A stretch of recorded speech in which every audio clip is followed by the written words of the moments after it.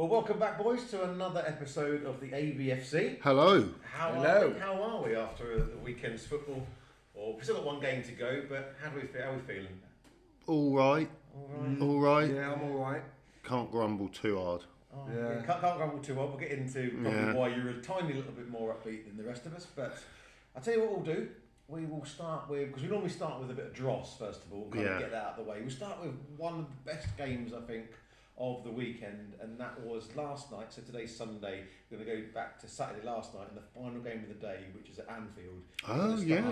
Liverpool 4, Newcastle 1. I was in here, I was watching it on the TV, great game. But then again, historically, Liverpool-Newcastle has always been a great game for years and years. But remember back in the day, the days of like Stan Collymore, there was games like 4-3 to Liverpool, and it's always been a game chock full of goals, and last night did not disappoint. Did you watch it? I didn't watch it, I only watched the highlights. I didn't see it coming though. Well, actually, I think I did a 2-2. I saw goals. I didn't see that though. Didn't see Liverpool doing that. No, I think that Newcastle dropping off. They've dropped off a bit. I think that the expectations from Newcastle fans and probably people looking at them would nail them on for a top 4 by now with the takeover and everything that's gone on. And they're there, but they're not quite. But they haven't really been all season, have they? Nah, they haven't. They've just they start getting there, like, oh yeah, we're going to go on a good run, and then it just gets obliterated. And it wouldn't surprise me out again next week. I don't know who they've got, but Newcastle seem to like win a few. Yeah. Lose a couple, draw a couple, and then they're back down mid-table, and they've got another 5 points to get into that Champions League spot. Well, what think they've got next? So they've got Man City in the second leg of the Carabao. Which they've lost, really, haven't they? Yeah, pretty much. I don't think that's no route back for them for that one. Then Newcastle, Brentford at St James's. Brentford are a funny old team. I fucking want to get fucking men. It cost me £700 on my bet. Oh, they did. All right, okay, we'll get there when we do Villa Brentford. Just Newcastle, but then they've got Spurs at home, which could be 3 points. And then no, away from home, though. You are. Oh no, it's our place. Sorry. Oh yeah, that's a win. That's a given. That's 3 points all along. So then they've got a bit of a ropey set of fixtures coming up, but. In my opinion, when it comes down to Newcastle, they're very hot and cold. And do you think their defence overall just possibly isn't good enough? Well, the thing is though, if you go through their defence, I like Livramento, I like Lewis Hall, so that's their 2 fullbacks if they're ever fit. Malik Chow seems to come in, seems to have a pretty good season. So there's 3 of their back 4, and then you can pick from what? Sven Botman and then Fabian Schär. So they're both all right. They're both pretty good. They're just not. I don't know. I always think their keeper's shit though. Yeah, Nick Pope. Nick Pope is suspect, and Ramsdale is just a number 2. I think Ramsdale's a good number 2 for a club like that, but he's no. Yeah, they probably need to upgrade their keeper, and they definitely need some new midfielders. I'm pretty sure that. Is this season like the last season for their FFP before they can spend big? I don't know what's going on there. We've been chatting about for weeks about the spending power or potential spending power of Newcastle. Because they bought no one January. As far as I'm aware, they haven't made any investment. It's almost like they're saying, well, no, this season in the league's a little bit of a write-off. But it shouldn't be, because realistically they could easily get top. Well, because it is going to be top 5. That's just. Yeah, I mean, as it stands. Should. Fucking. Well, out of 8 of the teams to qualify straight from the Champions League, we have 5 in there, don't we? We've got how many to go? 14 games to go, and they're sat 7 points off 5th. So it's not impossible. No. And plus, remember, they've also got a 2-leg playoff in the Champions League, so they could progress in that if they wanted to. They've got Carabao, have they? Oh yeah, they've got a weekend game one week, then they've got away to Carabao, which is fucking Baku. Yeah, it's Azerbaijan, isn't it? Yeah, somewhere over there during midweek, and they've got to get back for another away fixture in the Premier League on the weekend. It's not like they're going to Bodo though, is it? Rotter. Naturally. Rotter over scheduled that one, bless them. So see how they get on with that one. But Newcastle overall, I think they're going to end up mid-table. Been saying it for a while, maybe an 8th or a 9th. I think they might get Europa League. I think they'll do a bit better. I think they'll do a bit better than mid-table. Yeah, I think they'll do a bit better. I think they're having a wobble, but I think they've got players good enough to push for European spots. Maybe not Champions League. Not Champions League, but 7 points Europa or Conference. Is a big 7 points in the. It is when top who you're going against Yeah. now. Well, I think the Champions League, you think they're pretty much going to do Carabao, both home and away. They've got enough quality to do a team like that. But maybe then, when it gets to the knockout stage of the Champions League, they're probably going to be left. They say that they put a fucking hell of a fight against PSG. And did you see that fucking penalty? I know this is Premier League, but did you see that penalty that PSG got against Newcastle? So it came over. Doué it's hit his arm, and then it's hit Lewis Miley's arm, and he's given a pen for it. He's like, well, no, he handballed it onto him. Like, what's going on there? Would that be a pen in the Premier League? No, It shouldn't be. I wouldn't have thought so. Players come off the. So there's two things, isn't there? So if that's it, the opposing player's hand, and clearly that's not a penalty. And I can't tell what my mind's all over the place. But there was a game, I think it was last weekend. So if the ball hits your body and then it hits your hand, that's not a penalty. That's not that's a pen. not a handball. No, because it hit part of your body first, and that. I can't remember what game it was in. There was a game last weekend where it was given. Because I think the only rule that takes over that is if it's going in the net, and then don't matter what it is, it's a pen. But it's weird, isn't it? What is the actual rules? There's so many We're trying to find Did out. you have you seen the rules of it? They brought it up a couple of weeks on Match a Day. Oh mate, it's massive. Oh, it's ridiculous. And they all go against each. Like, if this happens, then it's this, and it's this. Like, what the? Is it handball or not, bro? But that's what Like, VAR is meant to be about. They're the ones that they're meant to watch that, and they're meant to be like, well, actually, yeah, that's the rule, so that doesn't count, or that does count, or well.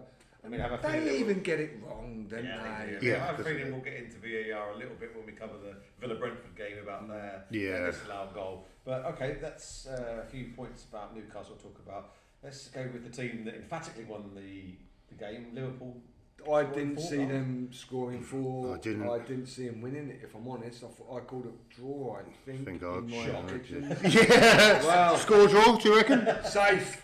But no, I think that, to be fair, I expected more of Newcastle, less of Liverpool, if I'm honest. I mean, they don't have no strikers at the moment, do they? They're playing people out of positions. Well, they had Ekatike, and he absolutely ripped him to shreds. Yeah, well, He could have had more.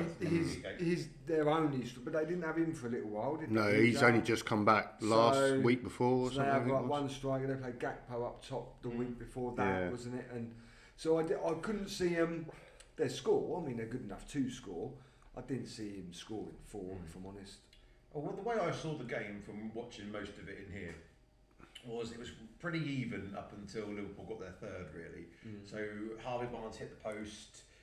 Harvey Barnes also got he had a couple of good saves out of Alisson as well. And it was quite a tight affair, but Newcastle just didn't convert their chances from going 1-0 up. And then it's the old cliche: if you don't convert your chances, you're going to get punished.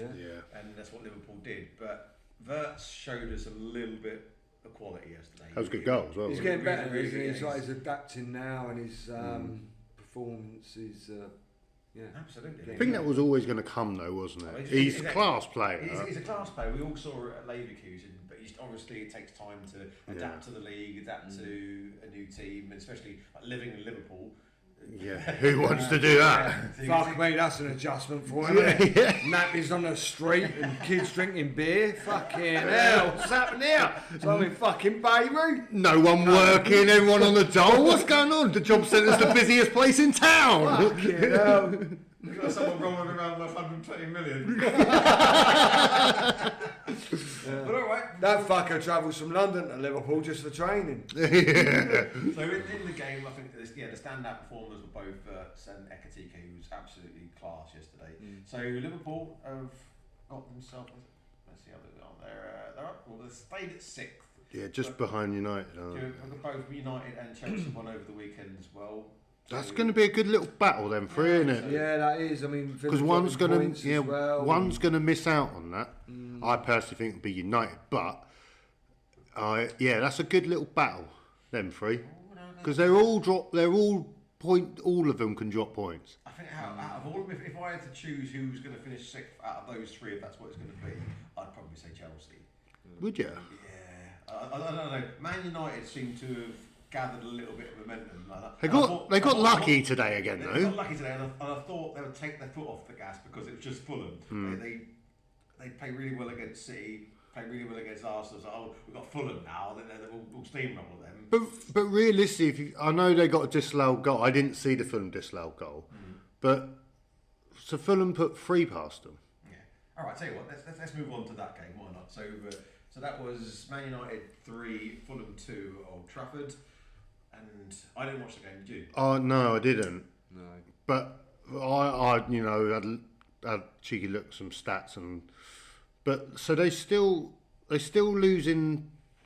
I don't know. I still don't think they're going to be I don't think they're going to ride this Carrick thing for the rest of the season. I don't know. But remember when Ollie was at the wheel? Yeah, they did. Went on some. Was that some like 10 or 11 or like maybe even 12, like winning streak or something, or big unbeaten run or whatever. So this kind of almost feels like the same sort of ilk. They seem to have got. They're believing in Carrick, or maybe it's just a different voice, or something different. We don't have to play 3 at the back anymore. Yeah, I think that. Yeah, that does help. I think they've had a little. Obviously, they've had the bounce with him coming in. Man United must be looking at and thinking. So let's just say United finish top 4. Yeah, that's how they do. Or 5th. 4th or 5th. Champions League. League, yeah. Champions League, right? They must be looking at it and thinking, if we don't appoint Carrick and we want somebody else to come in, we're going to disrupt everything again. Because I think if they get Champions League, I'm going to see them keep appointing him. I do, because think how much of a fuck up that could turn out to be. So you get Champions League and you employ someone, and he does a Ruben. Yeah. You're going to be sitting there going, we're fucking stupid. If they get 4th, 5th, right, and they've got a settled squad and they're getting results and they're going, why would you change it? No, I agree. I get that, but I think you are kind of right on what you said when I introduced the game, that maybe the Carrick train will derail at some point over the season. When the bubble bursts and they have to pick themselves up and get again, then we'll see. But at the minute, it feels like a little crest of a wave. It just feels to be going, and they've got us next as well. So they've got us at Old Trafford. So I think they're going to win that. I don't know. After your results, you might bounce back. That'll give you a bit of confidence. Do you think that it? And I'm not taking nothing away from Carrick, but I mean, he did get sacked at Middlesbrough, or he did have a good run and then a bad run with them. Do you think that this bounce is more to do with the players saying, "Thank fuck Amron's gone," rather than it being Carrick? Yeah. So, like you said, that at some point, are them players going to turn around and say, "All right, Amron's gone. We can show what we can do," but actually, this fucking geezer ain't really what we. Yeah, want. That's what I think will happen. Then who comes in? Do you know what I mean? Who comes in? But then that's happened at United for years, hasn't it? They're like class managers, and no one succeeded since Ferguson left.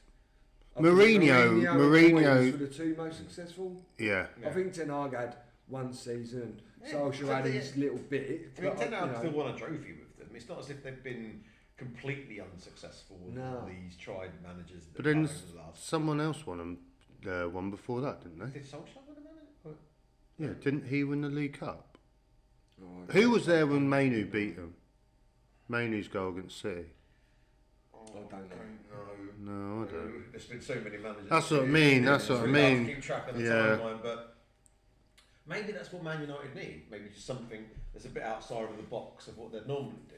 I mean, when Solskjaer came in, everybody was a bit like, really? He's only had like a job in Norway. Yeah, mould, wasn't it? Yeah, something like that. So that was a bit underwhelming for them. But then they kept him on. This does feel a little bit similar. I think it's incredibly similar. Very, very similar to that. So I think.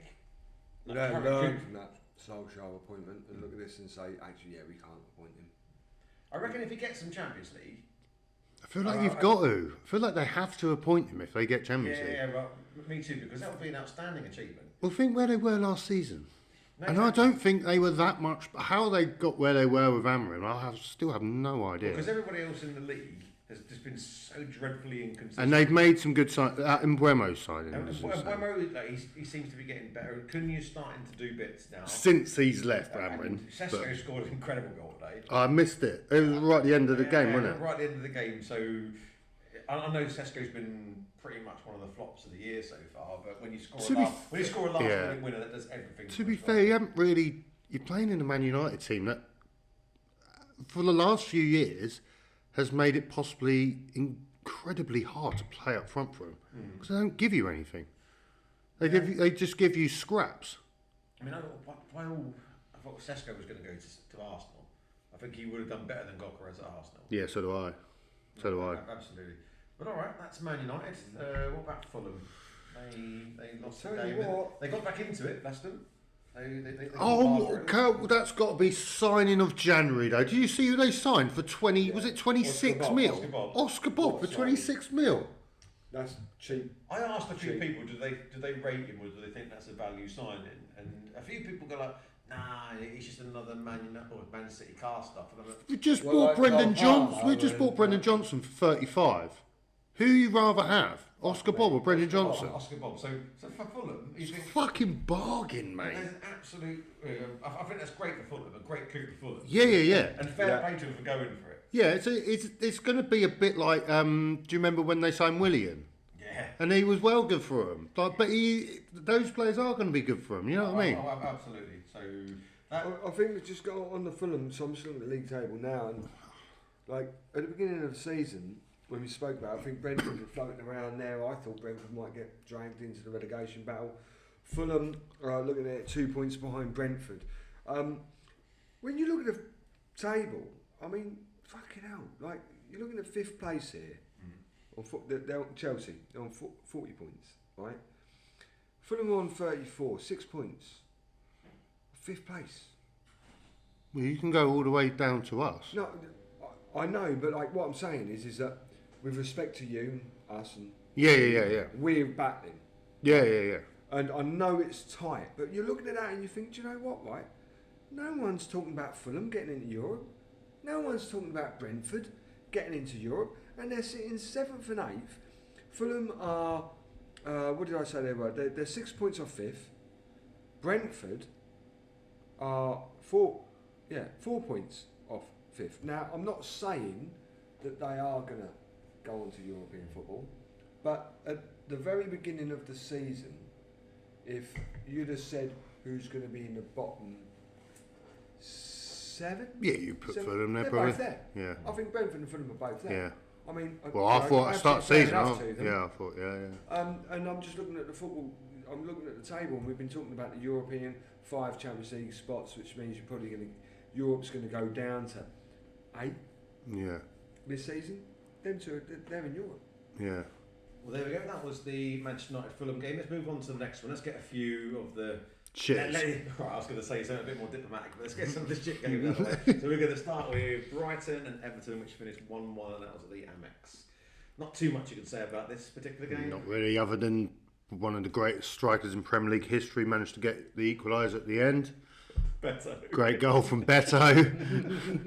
No, you can't stand that. No, he's shit, mate. It's his shit celebration as well. It's so aggravating. It was a rebound. Oh. A proper rebound off the keeper as well. See him, he was like, that's fuck.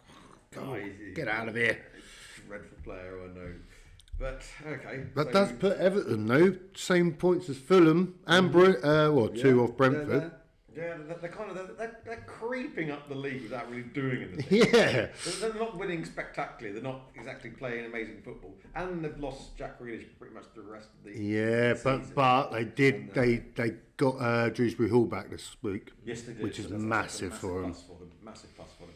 Everton are going back. You know, Moyes is always going to get a team being difficult to beat and nicking results. I think he's doing a really great job there. To be fair. Yeah, fair play to them. To be fair, Brighton. They're dropping like a lead balloon. But I'm just looking at it now. They've nearly got a worse record than us at the moment. I was going to say, you win your next game, Spurs win the next game, Brighton lose, you both leapfrog them. And all of a sudden, they're on 31 points, and okay, this time of the season. 40 is the magic number, but if they keep dropping, I mean, I'm not being funny. Forest 26, 2 wins. All of a sudden, they're pushing them. They could fucking. How many points do you think you're going to need this season? Because a lot of the time everyone goes 40, but it's about 36, 37. Yeah, isn't it? I think it's going to be. That all depends how you get on, really. You know? Yeah. Everyone's safety net is how you get on. Can you get 20 points from now? No. Fair enough for your honesty. I'm being honest. I mean, I think. I thought you were going to be like, yeah, all right, we can get this. No. Look, we're going off topic. I think, right, I think it's going to be 38. I think it's going to be 37, 38 this year. And all I'm saying is that at the moment, there's us, Forest, Leeds, Palace. Spurs won't be about there. Why the fuck were we then? Because you are. So are they. Yeah, I know. But I think that they've got a bit more than you, and if you lose Mateta... We have lost him. Right, Well, this pretty is much. So, if you don't replace him, you've lost one of the best centre-halves in the Premier League. Centre-halves? Yeah, Ngay. Oh, right, I thought you meant Mateta. Yeah. No. So, all of a sudden... And you're not spending. Getting Strand Larsen. Anyway, we're going off topic. Yeah, we right? are. Right, my point being on Brighton is Brighton can get pulled into it. Yeah, they're on 31 agree. points. I think you're going to need 37, 38 this season. They're on 31. I think they're on a massive downer. And I think that if teams around them keep picking up points like your Forest, your Leeds, Palace, Spurs. Oh, they got all of a us sudden, next. At home. This fucking... I think they can get dragged into it. We beat them. That is away from home, though. Woo! Interesting. So what are Brighton's Brighton. fixtures? They've got Palace at Brighton, which is a derby, anything can happen. And it's a huge And they've got 6-pointer. Villa at Villa Park, Brentford away, Forest, that'll be a huge game for them. Then Arsenal, then Sunderland away, then Liverpool. Fucking hell, they do have a... That's what I mean. They've got a wonky fixture list. Yeah. So If they drop points against your Forest, your Palace, with respect, Palace, Forest, and who else was on? Brentford. yeah, Brentford. Brentford away, which at the minute... Can you is see them not getting points supposed off to the go. other teams? Not of Arsenal, not of Villa, not See of what I mean? Liverpool. I mean, I think they can get dragged you need to into it. win like, a couple of games. You need to win like the next 2 out of 5 games. Next time I can see him getting a win, to be fair, would be Burnley, which is the 11th of April.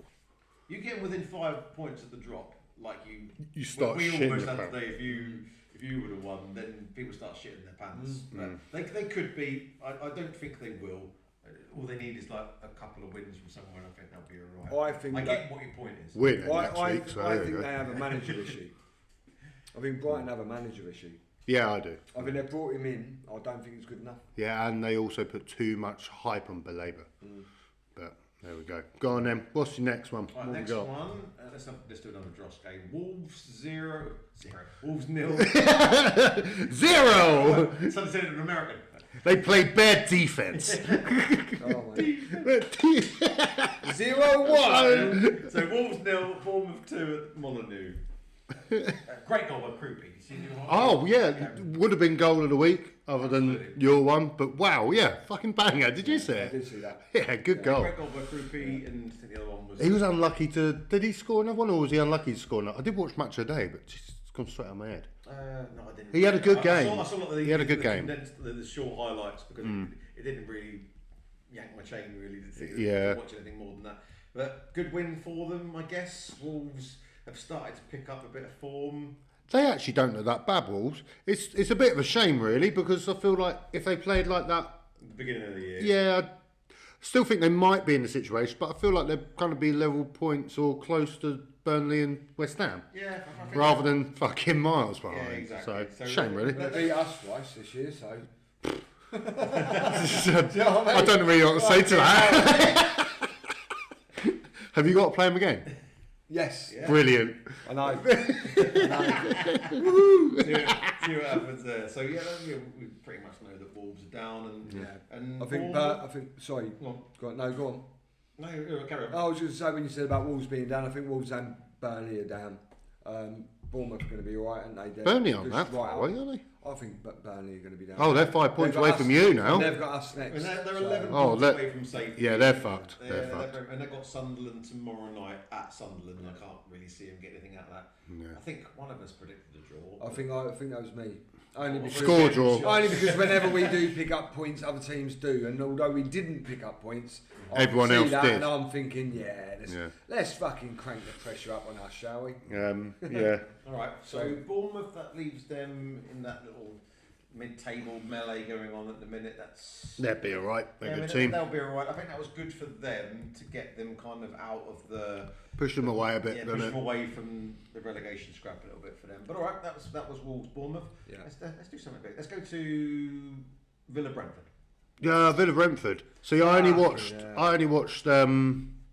Obviously, when you watch the games on Sky and they're playing at the same time, you see like the goals, don't you, in the bottom corner, which still fucks me off. Put it on the big screen and my game on the bottom. It's so annoying. I'm sitting there going up to my TV. Well, someone's taking their time over a throw-in. Nothing's going on. Nothing's going on. We're fucking around at the back, and then there's a good goal scored, and I'm going like that. Oh yeah, was it good? But yeah, that was. I actually expected Villa to win that quite heavily, not quite heavily, but I expected them to win that. No, definitely. I thought they were going to win. I told Villa fan, a friend of mine, that they were going to win. He's been a little bit apprehensive, thinks they're looking down rather than up. And they went down to 10 I minutes. was going to say. Shada did, yeah. Yeah. When Brentford are winning 1-0 and they go down to 10 minutes, you see Villa. Because they scored right at the end of the half, didn't they? Yeah, Right, right yeah. there, and after they'd gone down at 10 minutes, well, did you see the sending off? No, I didn't see First so half. not. I saw it. Yeah. So it looks like nothing's going on. They've taken a little. Shada's challenged him. They're both on the floor. Nothing's going on. I thought, is that it? And as he's getting up, he kind of launches his leg back, and gets him straight in the nuts. Nice. So Matty catches there. He literally gets him square in the family jewel. Oh, okay, that's why they've sent him off. Love it. That's why they've sent him Class. off. And then it was just a bit of a nothing goal, and then Villa just couldn't break them down. couldn't break him down. So What do you think of Villa's signings and letting goes and everything? Because that is a weird place. it's been a weird place signings wise. So they let go of Marlon, who was doing really well for him. The fans loved him. Loaned him to Milan or something? Roma, sorry. Don Marlon to Roma, and then Bought in though Leon Bailey, who they loaned out or bought back. Leon Bailey, that was. I think that was Roma. okay. And then bought Tammy Abraham, that used to be at Roma, who was in Turkey. Yeah. What the fuck is going and on? thinking about letting go Gesson, whoever he's called. Well, it looks like we pretty much got him on loan. Unai Emery knows what he's fucking doing. Oh yeah, he does, but I don't think it's him that's chosen any of this. He's probably going, so you got another one of my average players that we got rid of, bought him back and got rid of another average player. I don't think there's Leon Bailey and Marlon, to me, are just very similar players in either one. I'll be like, yeah, they're all right. Yeah, exactly. So it's very weird transfer activity. I know that they're cash strapped, so they're having to kind of think outside the box and getting players in and out. Don't they spend? Oh no, I think they spend too much on wages. I think that's half their problem. They spend too much on wages, for one. They also gambled on when they were in the Champions League to get them back in the Champions League. And if you remember, they got absolutely rinsed on the last game at Man United. Oh yeah, unlucky they were, weren't they? They were proper unlucky. And they dropped them down into the Europa League this year, so that's really financially crippled them. So they've just been a little bit trying to wheel and deal with signings, like trying to get Sancho and Elliott for sort of low money right at the beginning of the year. But Emery's just kind of worked a little bit of magic, and today the bubble burst a little bit. A little bit. But Brentford aren't no slouches. Brentford are doing it, and they're doing bits. They've actually kind of. You touched on that earlier. I think that was Keith Andrews' third win of the season against Emery. Really? Start of the season, cup, and another one then. He's got his number. Which is the bogey team. Mate, when I saw, because I flipped on, the Palace game finished and flipped over to watch the Man City Tottenham game, and that was still going on because there was 10 minutes extra time. And when it finished, it was like, yeah, Keith Andrews is his first win of the season, third win of the season against Unai Emery. I'm thinking, That's mad. how? What? Hold on, Jesus. Yeah, that's mad. So yeah, to be honest though, I can't see Villa crashing out the top 4. No, I can see him staying. So you can see them staying there, but all the Villa fans think the opposite. They're really worried because now the gap. How far are they in front? So here we go. So they're on third on 46 points, and now Man United are 4 from 41, so 5 behind. Ooh. Chelsea on 40, Liverpool on 39. So there's That's a 7-point gap back to Liverpool and a 5-point gap back to Man United. And we've got 14 games to go. That's not as big as I thought. Yeah, so that's not as cut and shut, and it's not as we were thinking for the last few weeks. We're thinking they're nailed on for. They could easily finish 6th out of that, actually, couldn't I they? think also. Do you know, I thought they had like a 10, 11 point gap. Well, I suppose they would have. They would have, yeah. I think also that they went on that ridiculous run, didn't they? Was it 13? Yeah, games? they had a shocker at the start and then they went on a mad run, was it didn't like they? 13, 14 Something games. like that. At some point, that is going to stop. Yeah, we know. We had that at Palace and suddenly we haven't won for the same amount. Okay. So I'm hoping that happens to them.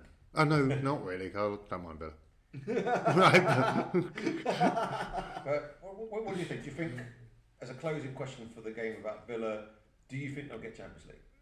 Yeah. I do. I think Emery's got enough in his locker and they've got enough in their team.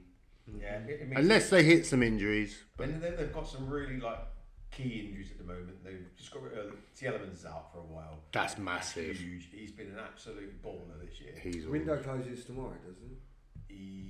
Second. Yeah. So Monday. closes tomorrow. So it's a little bit of an opportunity, maybe. Possibly whatever they can do. They'll only get loanies in though, Yeah. won't That could they? be the difference. They also, Oh, didn't they get Douglas Luiz back? oh yeah, they did. What the fuck? Another one. Another one who used to play for them. Yeah. They're getting the band back. Yeah. Brilliant. All right, so that's Villa. Let's quickly touch on Brentford before we move on. They are 7th. I think they've stayed 7th, but obviously a good win for them. Puts them 3 points behind Liverpool in 6th. That's outrageous. It is outrageous. I mean, we all tip Brentford to be in a relegation scrap. We've been saying that pretty much all year. Yeah. But do you think they've got enough Nah. to possibly stay with? Because if they stay where they are, it's Europe. I think they might get. It wouldn't surprise me if they hit like a Conference League, maybe even just touch the Europa League. Yeah. But I think your Newcastles and people like that will. I think you will eventually start. Well, I don't know, but No, that's a bold. I think Europe's had the question with Tottenham, but I understand what you're saying. Newcastle, and there's teams around there that. there's Let's see where we are in about 5 or 6 games. that could be a massive difference Yeah, because we've all seen Brentford just suddenly crumble a little bit, even under Frank. So it'd be interesting, yeah. But I would love to see him get Europe. To be fair, Cat amongst pigeons. yeah. Absolutely. All right, let's go on to the top of the league, and it was at Ellen Road where Arsenal beat Leeds United 4-0. I didn't see that. I thought Leeds were going to put up more of a fight. I thought it was going to be a harder game for Arsenal. I called an Arsenal win, 2-1 I think I said. And I think it's unfortunate for Leeds in that Arsenal have come under a lot of criticism over the last couple of 3 games, and I think that was a massive reaction from them to say, actually, It's a statement win in a regard. But obviously, I've been bantering Tom about Arsenal because we're Spurs Arsenal fans. But as another own goal. Yeah. How many goals have they actually scored this season? How many goals of the other team have scored? And did you see that own goal? Yeah. Oh. But what's he doing? But it's not just an own goal. It wasn't like the 4th goal when they've already lost. Where's- It's like a pivotal, critical moment goal. So Madueke's hit a corner in, and he's just gone. He's flapped at it completely and just pushed it into the top corner. Why is Darlow playing? Where's Roofs? Roofs is Sunderland. Not Roofs. Who's Leeds? That's not Darlow that plays in goal for them. No, it shouldn't be. Who does play? Who plays in goal for Leeds? Not Roofs. What the fuck am I on about? Here is Leeds' number 1 keeper. I can't think off the top of my head. No, I can't. All I've got in my head now is Melier. Are we all looking? We're all looking. We'll find out. Who's the Leeds goalkeeper? It was an absolute howler, and that made it 2-0. At 1-0, you're in the game. Yeah, And, but you give someone like Arsenal that sort of. yeah, you give Arsenal a 2-goal lead. See you later. Yeah. It's done. The defence is just too solid. So that was a gift. like Zubimendi's gift to United, yeah. the other day. That was just an absolute gift to them to kind of put the game to bed a little bit. Darlow. It is Melier. What? Is Melier the number one? The number one is Lucas Perry. It's Cole Or Alex Alex. Darlow goal for Leeds. No, I know he was yesterday. That's who scored the own goal. Oh, sorry. Right, okay, I got you now. But he ain't been in goal all year round, has he? He can't have been. Don't know. And if he has, fucking hell, how have I missed that out? Oh, exactly. So, Philsy, are you quite kind of happy that Leeds got a bit of a hiding? Yeah, I think that goal difference is going to be a huge point. Fucking hell, obviously you know ours what? I is think he fucking is. shit. So, any team in that bottom 5 or 6 that loses, I'm obviously happy. And the more goals they can see, the better. So, it's desperate for us. I think we've spoken about Leeds getting dragged into it more, despite their run. And I think it's that they are well in it, aren't they? They're well in it. They're well in the mire. So I can only hope that fucking they continue to ship goals and points. And Let's have a look. They're on the same as Forest now, aren't Yeah, they? I think 26, Forest 26, we're 20. Yeah, I so think. you're I will say it was Lucas Perry that's been in goal for Right, Leeds okay. for most of the season. Here's the game that's up next, which would be very interesting for you. Leeds United at home to Forest. Yeah. That is an absolute... Absolutely. I don't even know why you asked for. Why does he even do his predictions anymore? Draw. Have a look this for a fixture schedule. So Leeds have got Forest at home, which is a big 6-pointer, of course. Then they've got Chelsea away, Villa away, Man City at home. Oh. So that's their next. So they could be dropping quite. I could see them picking up like 1 point out of that. Did we all kind of think Leeds were gonna? It can't. It I think can't. we've been unanimous in the fact that because they were doing well, Calvert-Lewin was scoring and they were climbing up the table, but that was only when West Ham didn't pick up any points. Now they've clawed a few back into them. That's kind of made them look But over the shoulder also, a little bit. I know the whole like Fortress Ellen Road thing. That can't happen all season. It just can't. It just won't. No, Simple I mean, as they that. don't have the quality overall to sustain that level of performances. And it will definitely test them out over the next few weeks. And as soon as you score, I mean, Arsenal just did that really quickly. You score, shut up. Score another one, shut up more. And then that was game over from there, wasn't it? It is. It was a good goal from Jesus, wasn't it? That was a great goal by Really good goal. I mean, he kind of like he just shifted it out of his feet and then just like tucked one into the bottom corner. So that was Havertz back in the squad as well. yeah, that's given them a bit of a lift. Arsenal went on a bit of a blip, and now they are 6 points ahead after City drew with us today. So that's a little bit of a cushion. It is. It's not a massive cushion. I mean, you think that all you've got to do is draw or lose a game, and all of a sudden you're 3-4 points back. You dropped points in 2 games, and City wins one, then it's game on again. So it's not exactly. And they're out of sight, or They're definitely not out of sight. It's not like they're 9. If you go 9 points clear from now, yeah, cool. 6 points. 6 points is still doable, but we'll get on to City when we go through our game. But they don't look the full ticket, City. No. So I think it's Arsenal. Am I right thinking Gahey went off today? No, Gahey played today. Yeah, no, he played. Did he go off? They didn't go off. Oh. Not as far as I was aware. If he did, it was right at the end, and I Was it? wasn't watching. But Gahey actually he did it right today. Yeah. He did it right.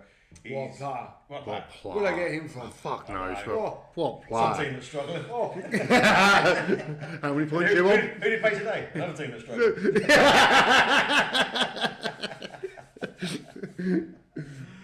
All right, okay. So let's ask a question that we've been asking all year. Whenever we talk about Arsenal, how do we feel that are they going to go ahead and win it, or do you still think that City are going to reel it in, judging by what you've seen? I think the signings that you've made make it's going to be a lot closer than what it should be. But I think they are going to do it. I think. Arsenal. But that Semenyo and Gahey buy is just so big. It's a tough call. We've got to take emotions out of it because us three round this table. Oh, I love City to win. Just in case anyone's watching this and they're wondering about it, we know a lot of Arsenal supporters. Yeah. None of which have been to Arsenal. I'm just going to put that out there. Not fucking one. Anyway, and they chirp in our fucking ears, don't they? All the time. Right, all the fucking time. Arsenal, yeah, it's Arsenal, there. So, for me personally, I would personally love for Arsenal to bottle it again. Yeah, same. I think it's the best opportunity for them to win it that they've had since Wenger. Yeah, great. And every single year I look at it and I just think City's got too much. City's too good. They'll catch them up. At the end of February, if that gap hasn't closed down to a narrow 3 points. Or even 4 though. Would you take 4? Sorry, before. If so, in February, say at the end of February, it's 4 points now, not 6. Yeah, then I mean, I'm looking at that and I'm thinking, well, there's only. Because I'm still sure there's going to be games where Arsenal shit their pants if it's that close. They'll have to play each other as well, would they not? Yeah, they still have to play. They've not played. That's a 3-point swing straight away. I have a feeling Arsenal still needs to play Chelsea, Liverpool. So let's have a look who they've got up next. They've got an EFL with Chelsea. They've got Sunderland home, Brentford away, Spurs at our place, and then Chelsea away, Brighton away. But then sounds like they've got a fucking half reasonable run at it. Yeah, they haven't got City until 6 games before the end, and it's at the Etihad. And then they've got a huge game 3 before the end. West Ham away. Oh. But imagine if they're 4 points or even 3 points clear of that Etihad game, I can't see Man City losing that. Yeah, I think you asked him about 4 points. I think 4 points is still squeaky bum time because you draw and everything with that's 2 and that's a 1 game swing. Yeah. So if they are, like you say, 6 points ahead at the end of this coming month, you think, all right, okay, they've probably got one hand on it. But if they get anything less than that by the end of February, we will see. It's something to revisit with 8 games to go. Yeah, I'll tell you what, we've got to revisit it before the week before that Etihad game. Yeah. If that is anything less than 5 points or 4 points, I would bet my bottom dollar that Pep comes away with a win out of that game.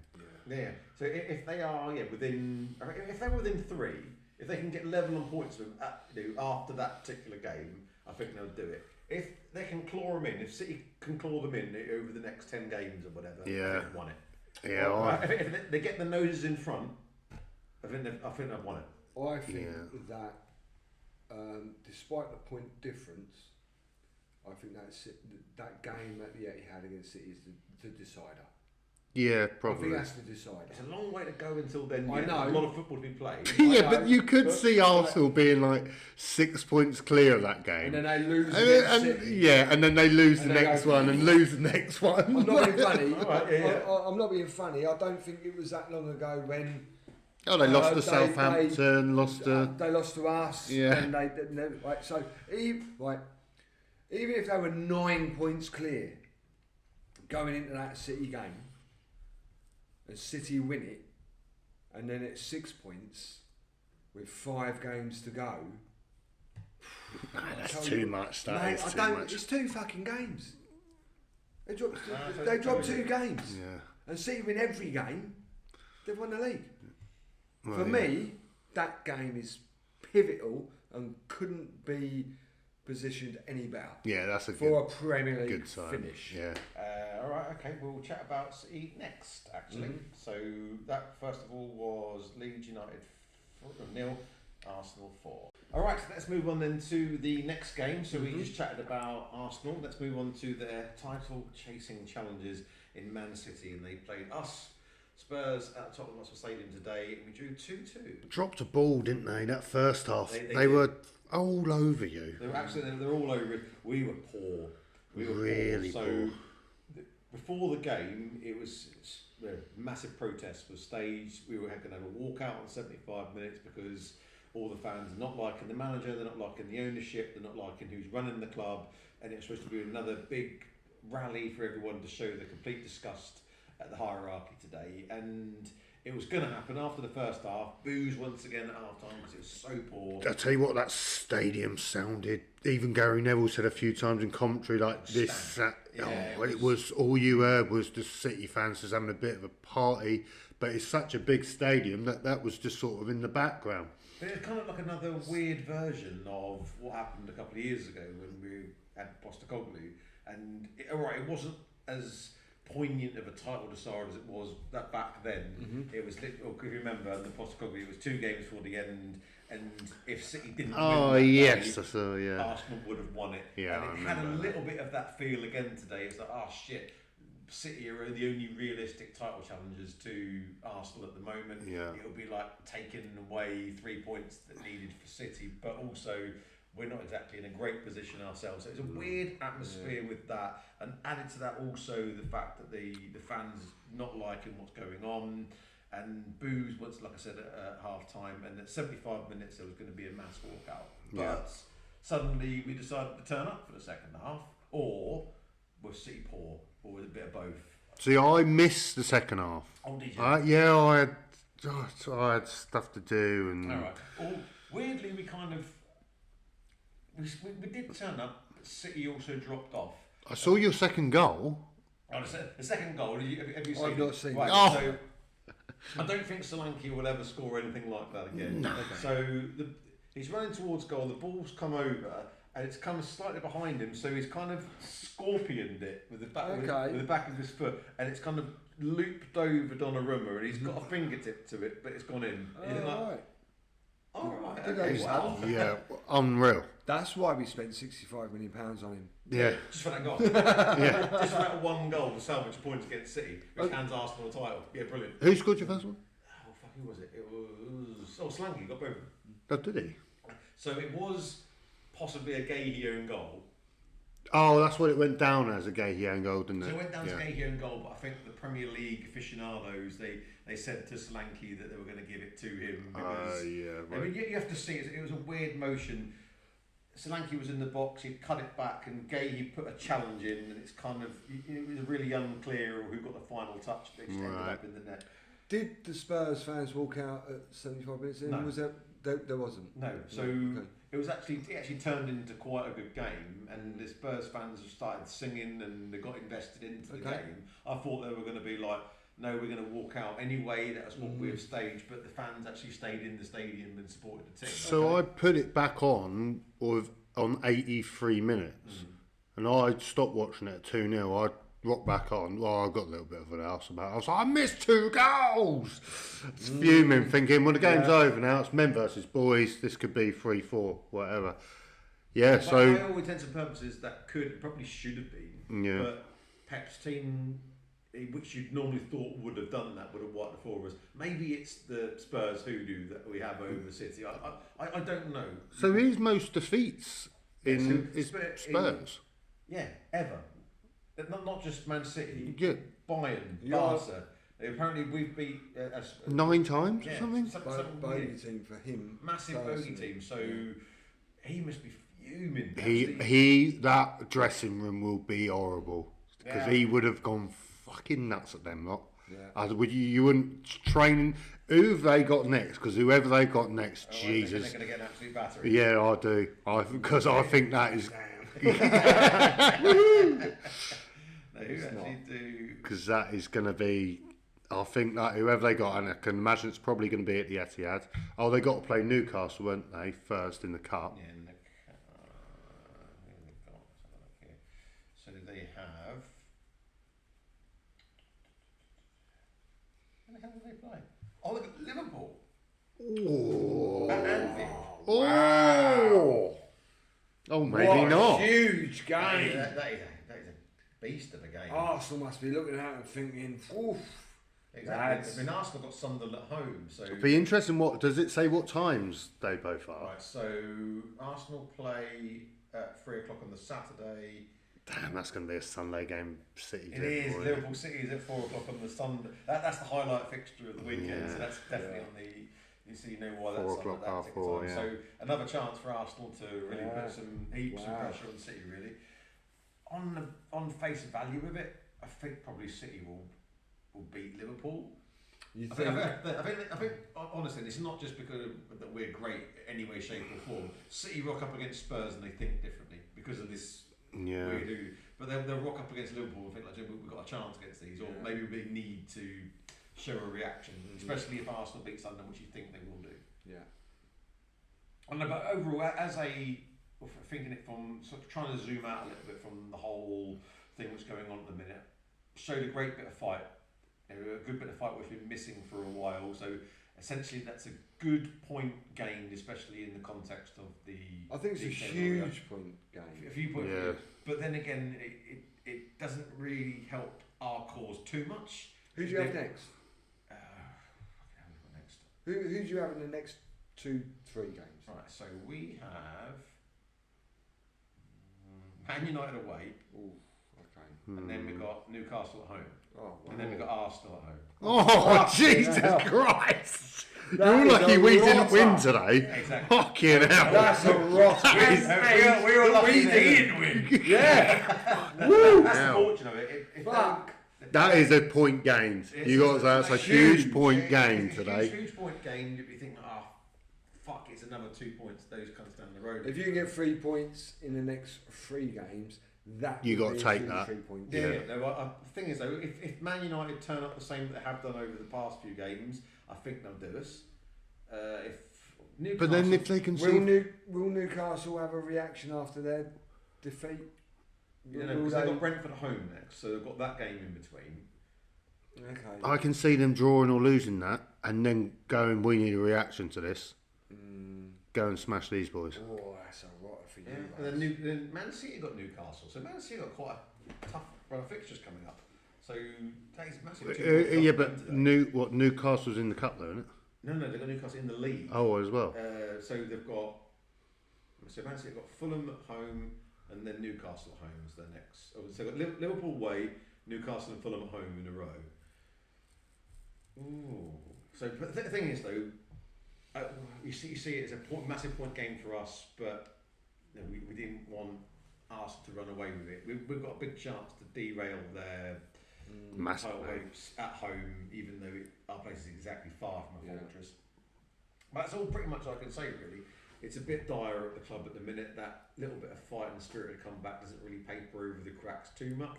What's your... I really want to hear from a Tottenham fan, because I just hear it from pundits and stuff, and I watch Champions League football and all that. What's the difference between you playing Europe and Premier League? Is it the way the Premier League's played? Because a lot of Premier League teams fucking rip it up in Europe now. Exactly. So And is it because these European... So what I've heard is these pundits think the reason we're so good in Europe is because the European players, or teams, sorry, they just go and play and go and try and score goals. Whereas the Premier League now is just so tactical, and it's you don't concede goals and you go and win. I don't know. Is it that? The I Premier don't League's a bit of know. both, really. I think they're really good at scoring goals and really good at defence as well. So overall, I think Premier League teams in Europe have become slowly better and more elite than the rest. But personally, I think, I'll get to my Spurs point of view in a second, but I don't know what you guys think. This statement may be controversial. I think the standard of the Champions League especially, and European football in general, outside of Premier League clubs, is fucking dog shit. Yeah, I agree. I Absolutely can't. dog shit. I mean, you think of all of the heavyweights of Europe, like Barca, Real, Bayern Munich, Inter Milan, AC Milan, blah, blah, blah. They're all horrific. Please say we go straight back on what you think, but it was one of the best footballing moments that I've seen for so long. What's that? That Benfica goal he scored against Real Madrid. Yeah. So, Fucking Wow. epic that's an absolutely epic to moment. send them through. Oh. So- And they have them in the next the knockout game. Because you know they drew Benfica that against put Real them. Madrid in the knockout. So That's it's not only just of epic. the context of the fact it's Mourinho playing against his old club. Yeah. When I was watching it in real time and they showed the Benfica goal, I was thinking, Benfica are winning. Why are they sent their keeper up to They needed that goal. They needed didn't one more goal. Did you realise that mathematically they needed that goal in the last kick of the game? Awesome scene. And it also looks like De Zerbi is now up for management. Yeah. I think they're good, which is stupid. I mean, fucking, they've gone out with a goalie scored in the last minute. I mean, come on, give them a break. But, sorry, go straight back. So going back to the Champions League thing, and English teams in Europe, for me, I think it's I think it's a standard of the Premier League, because if you look at it at the beginning of the season, you could probably look at one of 5 teams potentially to win the league, and of the 4 Champions League spots, you could probably look at 9 teams maybe to get them 4 spots, and then the following European places could probably go down to 14th, 15th. When you look at the European leagues, they don't have that fucker. Like, if you had 4 Champions League teams that are going to qualify, let's just say, for example, Spain, Barca, Real, Atletico, and then you've got one of maybe a Villarreal, a Betis, right. Someone who decides to do better than the rest. Yeah, but then there's no one. But that's a bit that's a bit like Germany, though, right? Yeah, Munich, Dortmund, and then you have like Stuttgart, Frankfurt, and that's what I mean. RB but it's Leipzig. not Leipzig. It's not set in stone. It's not as tight, because I mean, let's be honest. I know the Premier League this season as well, we spoke about, even when you're looking at your Brentford and your Fulhams that are pushing for Europe, who at the beginning of the season we might have had an argument of them being relegation candidates or fighting that in the Premier League. That's how tight that Premier League is. Is that any team probably in the, apart from the newly promoted sides and maybe 2 or 3, if any team above that echelon there got any sort of European football, no one would be majorly surprised. Not majorly. No. Do you know what I mean? What do you think? See, I always sort of like to ask this question. Say like the classic mid-table Premier League side. I mean, Palace one, we end up 12th every fucking year. Put them in La Liga where they end in. Put them in Bundesliga where they end in. Put them in Ligue 1 where they end in. They are going to be top 6 side. Yeah, I would say so, or maybe even challenge for the Champions League spots. Yeah, I think you're top 6 side in France for 100%. Bundesliga, probably top 6 as well. La Liga, what? Yeah, you 4th? You're probably fighting for that 4th, 5th place for sure. That's what I mean. I'm not just saying Palace as a Palace. Pick another one like Fulham's or Brentford's or whatever. But I was about to go into those teams as well, and I was going to go one step further. I reckon because of the dominance of the European team, the Premier League teams in the Champions League, but there's been 5 out of the 6 teams that have finished in the top 8, which is insane. Yeah. And also Newcastle have got a playoff against Carabao, so they're going to be in the round of 16. When you're actually putting that top 8, in that top 8, you've got 5 Premier League sides: Bayern Munich, Barca, and you think like, and who's the other one? Been bang average in the Premier League. We have been dog shit in the Premier League, but we're still in the top 4. I reckon, right. And here's a sub question to what you've been asked me. About if you put a team like, let's say Brentford and Fulham, and put them in the Champions League this year, I think they qualify in the top 16. Yeah, I do. Yeah, I'd agree. Yeah. And I don't think they do horrifically against all of your huge clubs as well. Maybe you're right, they may get their ass handed to them by someone like PSG. If they're at home and they've got stuff to play for, yeah. But if they don't... But I think they play... I think they get something out of Real Madrid. I think Real Madrid are the worst version of Real Madrid I've ever seen in my life. Newcastle looked shit this season. We've gone to PSG, or was that was at Newcastle, was it? The other day? No, I think it was It was at Paris. It was at Paris. If it weren't for Harvey Barnes being a bit of a mess head, that's 2-1 Newcastle, game over. They only got their goal from... Oh no, they missed that penalty, to be fair. But their best player, Vitinha, where did they buy him from? Wolves. Yeah. Who are sitting bottom of the Premier League. Yeah. I mean, what does that And say? it's a massive. One of the best players and a Ballon d'Or nominee. He's been fucking incredible. But then it's teams like Barcelona and Real Madrid who have been absolute heavyweights of European football for decades. And Barcelona have had Messi and Neymar and Suarez and Busquets and Villa and all these amazing players. Real Madrid have had R9, Cristiano Ronaldo, Raul, yeah. and all Zidane, Zidane, Roberto Carlos, and all these Even players. like Beckham when he was like Owen. Barcelona have had their players. Real Madrid have had Galacticos.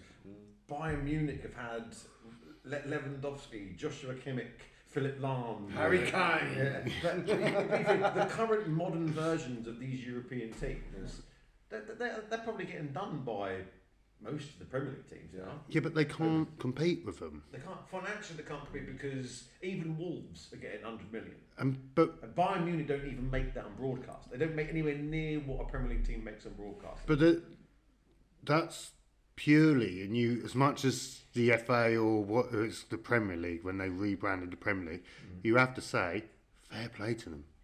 Because that's why it's so big. It's the best in the world. To him. And this is probably, once again, this is veering off into another different conversation. Is probably why they're not so quick to give Man City the hide in which they probably deserve. No, why? Because they don't want to. Why bother? Create a massive scandal which depreciates the value of the Premier Look League. at the Italian league after Juventus got done. So Serie A has been dog shit pretty much ever since. And it's probably out of the 5 top leagues, it's probably like joint 4th or 5th for the French league. Even though who won Champions League last year? Yeah, but PSG, so they are like the number 1 in the league. Yeah, they don't care about winning; they're going to win it anyway.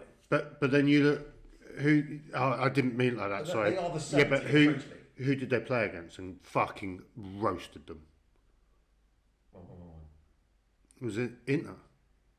Yeah. Fucking blitzed them. And to be fair, Inter were lucky to get past Barca. They had a lucky goal from their defender, who's about 80 years old. People loved that semi-finals in Barca. I did. It was wicked football. It was 7-6, but the defending was... It was, mate. It was fucking ropey. For a Champions League semi-final, you're expecting quality, like the world's elite defenders coming up against each other. I think even Burnley could have stuck a few past both of those. Yeah, definitely. Absolutely woeful. This might be a little bit controversial. If you took, so bear with me, if you took the 2 best teams out of each European league, so your Barca and Madrid, your Munich and Dortmund, right, for example, the next 4 teams, right, so we're going down to 6 now, but we're only using the 3rd to 6th out of every league. Yes, okay. Right. They don't finish in the top 8 in the Premier League. No, I'll agree with you. Because if you're thinking what Arsenal and City are our top 2, and then the next 4 are at the moment Liverpool, Chelsea, Man United, and Brentford. Then that. I know, but do you understand what I'm saying? Yeah. So them 4 teams, if you like, 4 of the top 6, let's say, in each European country, they don't finish in the top 8 of the European places in the Premier League. League earned ones, I wouldn't surprise me if they'd be close to relegation. If you'd have got what, that'll be, at the minute, Lens. Leon. Leon. Sorry, they're probably finishing, if you created that fantasy league, they're probably finishing down the bottom. Then Bundesliga would be Stuttgart, Frankfurt, They're struggling in the Prem, mate. They all do. If you actually look, and everyone always says it, you got to give these players time and time to mould into a new system in the Premier League. Got to the Premier League. If the best Premier League player went to Germany, would he rip it up in the first game? Yes. If the top German player, e.g. Wirtz, comes to it, he takes ages. I mean, fucking hell, look at Timo Werner. When he joined Chelsea... Before he joined Chelsea, though. Oh, before he joined. It was the fucking tits. He was doing it in an international stage and everything. Chelsea ruined him. Absolutely ruined him. Yeah, or was it the standard that ruined him, you think? Because he could probably get the standard. But he was getting in, he was ripping up defenders. He was getting past every defender. His final product was dog shit. It was, He but was one-on-one with the keeper, but just couldn't beat him. yeah, but people he always was making elite Premier League defenders look silly. Mate, can you remember Yeah. when Shevchenko came over? yeah. Chelsea. And Yeah. arguably one of the best players in the world. Exactly, they ruined him. He's But shot. they also ruined, what was his name? Colombian, Falcao. Yeah. Falcao. Uh, It's because they're not good enough. but It's maybe not they're- because or not good enough for the English game. English game's different. Don't have time on the ball. Do you think- I mean, you do, but you don't.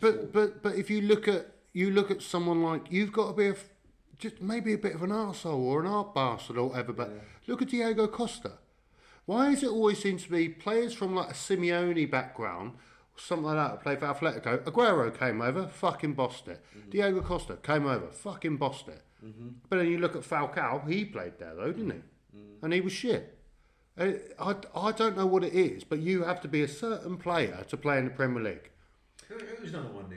Yeah, I tell you, Go on. you could grab Champions League, Championship sides, a lot of them in these top leagues, and they wouldn't get relegated.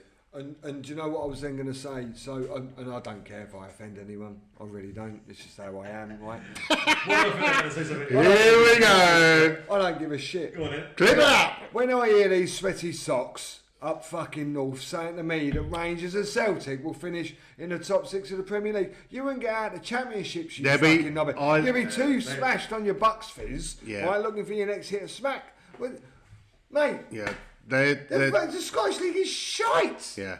Hearts Fucking are winning, aren't shite. they? Yeah, Hearts, I'm not sure of the current situation. I know they were top couple of I weeks ago. fucking hope Hearts did. So do I. Wouldn't do both I of them. love it. I fucking hate Celtic. And do you know I why? fucking Do hate you know Celtic. why you can? Why They're you? fucking yeah. racist cunts they are. Can I just say? Do you know why? Why we know that is not even in the echelon of Premier League football. Go on. Do you remember when Celtic beat Barcelona? Tony Watt scored. Barcelona had like 80% possession or something. They went up the other. Yeah, a few years ago now.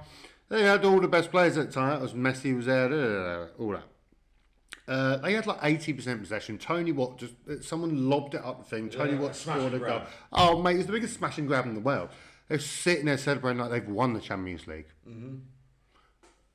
But when we play Barca, we get pissed off because they keep fucking beating us. But we know we're better than them. Liverpool come back from how many goals down? 3 down. 3 down and beat them. What are you saying? You think you could muster up against them? Absolute bollocks. No. You can sort yourself out, mate. Absolute bollocks. That's the equivalent going, we won the FA Cup last year. Macclesfield beat us in the first one this year. Do you think they're going to win the FA Cup this year? Of course they're fucking not. Of course they're fucking not. Probably Fields, you might remember. The only time I think that Rangers and Celtic had the quality of squads that could ever challenge in the Premier League was in their mid-90s. Henrik Larsson. Yeah, the Henrik Larsson. Ali McCoy's at Rangers. Yeah, so when they had those, before Rangers got relegated for match fixing, or it wasn't match fixing, it was money and spending. They would spend what they That was as close as those have ever been. But ever since then, absolutely not. I don't remember another time. No, Have they ever been good enough? But I remember chatting to a few Scottish fans who support both of those clubs because I lived and worked up there for a little while, and they have this kind of belief system that those top teams could do bits in the Premier League. No, ever since Absolutely Rangers got relegated into the 4th division, that really decreased the quality in the league because none of the top players want to go to that league anymore. When they had people like Andre Flo, I used to love that guy. He was incredible. Chelsea legend. Like Gascoigne played at Rangers. When it was this ilk or this circa in time, that's when probably they could be all right. But we have gone incredibly off topic, by the way. What game are we even talking about? Who's talking about Spurs City? He's gone back. I'm just going to say one last thing on that subject. All I'm going to say is, if we look at the Championship, at 2 of the better teams so far, Coventry and Middlesbrough, we take them out of the Championship, we put them in the Scottish Prem, they're the ones who are in the Premier League. Yeah. Without a doubt. Right. That may be controversial for any Scottish fans over there. Comment. Yeah, please do. Please do, and then we'll have Call us arseholes. Yeah. Enjoy your Bucks fizz. Well, all right, so that last game, which felt like an eternity ago, was Spurs and City. Let's go on to Palace. So that was Nottingham Forest 1, Palace 1 at City Ground. Yeah, man. I'm glad we didn't lose that. We'll put it like that. Well, the red card really helped you out. Well, Sure. Would you have gone? it to did. lose it? Well, no, you say that All right, go on. because first half, great. It was a great half of football. To be fair, back and forth, both attacking and all that. We were better than them. We had more percent. We were better than first half. Just Morgan sniffs white. Got. We can't fuck. Every time someone lobs the ball in the box against us, we head it out. But instead of heading it out, we head it up. So everyone's got a 50p head. As soon as someone heads it, it just goes boom, boing. And then it's just mustered around the fucking box. Someone scores a shit goal. And it's like, oh, it's so boring. Do you know what? They got a free kick at one point, and I was like, I'm just going to look at my phone. I can't watch it because it's. You know what's going to happen. Oh, I know it. And then, do you know what? I listened to it, and then the commentator went, and that's out by Lacroix, and I was thinking, is it though? Do I look? Do I look? Is it? Do I look? It's now got to the point where when England are in a penalty shootout and I can't watch it. That's what it's like when we have either a corner, a long throw, or a free kick that goes anywhere near our box, and it's like, oh, it's so frustrating because we've got the players. I tell you what, it was nice to see Sarr back properly today. Yeah. He's been a big miss for you. He has been a big miss. It was an interesting front three we played. We played Sarr, Johnson, and Pino. Andy Johnson. He's Back. He's back. I wish he was. Wish he was. What a play. But we had Charlie Riyad back, who's been out for about 18 months. He's one of our centre backs. Nice to have him back. He was in Gay's place, to be fair. He had quite a good game. No one played awful, but no one played well. I mean, was there any? Sorry, was there any of the Forest Palace needle? oh, first half was a great half. There was great challenges going in. Everyone was buzzing. No one wanted to, not even wanting to lose that. Everyone wanted to win it. Like both the teams wanted to win it. It was a really good half of football, and a 1-1. I think, that was definitely worth it. Right. So I've not actually watched any of the highlights, or didn't watch the game itself. So I remember just watching it. Flash scores that. What's his face? Nico Williams got sent off. So talk us through what happened. So we had a corner. He forgot that he wasn't a goalie. So Jefferson Lerma got up, banging header, and what a save!